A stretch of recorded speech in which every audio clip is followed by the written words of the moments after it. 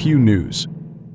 When Florida voters go to the polls on Tuesday, two ballot initiatives and a U.S. Senate race represent the marquee contests. Republican U.S. Senator Rick Scott is locked in a relatively tight race with Democratic former U.S. Representative Debbie Mucarsel-Powell and is running behind poll numbers for former President Donald Trump in his race against Democratic Vice President Kamala Harris. The two ballot initiatives involving recreational marijuana and abortion rights are either polling or are near 60% of the vote, which would be needed for them to be added to the state's constitution. Supporters for those two amendments have raised $256 million combined. Two polls released in the last weeks before the election show a 4-point lead for Scott, who narrowly defeated former U.S. Senator Bill Nelson 50.1% to 49.9% in 2018. According to aggregator Real Clear Polling, Scott is leading in all of the polls, with margins ranging from a 9-point lead New York Times/Siena College poll on October 4 to a 2-point lead Marist poll on October 7. The latest three polls, one from Florida Atlantic University/Main Street USA, one from Emerson College and another from the University of North Florida, show a tight race.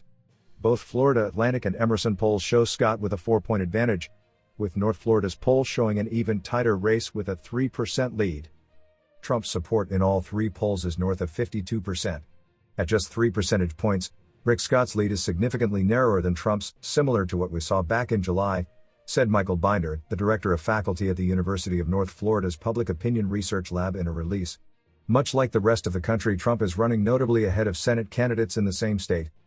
Senate seats are becoming expensive, as data from the Federal Election Commission shows nearly $1.54 billion has been raised by candidates this year. Scott is no exception. The former Florida governor has raised $40.4 million and spent about $39.8 million in the run-up to Election Day. Powell isn't far behind, raising $31.4 million while spending $29.7 million. Polling also shows Amendment 3 having broad support at 60%, enough to ensure its passage.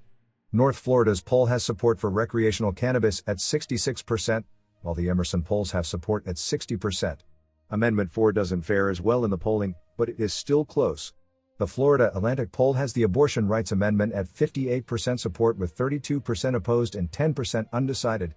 North Florida has support at 60%, while Emerson has it at 53%. Both are well-funded enterprises, with supporters of Amendment 3 having raised $148 million, most of it, $141.8 million, coming from cannabis retailer Trulieve, according to data from the Secretary of State's office. Floridians Protecting Freedom put Amendment 4 on the ballot and they've received $108 million in contributions, according to state data, with most of those funds coming from the Service Employees International Union and the American Civil Liberties Union.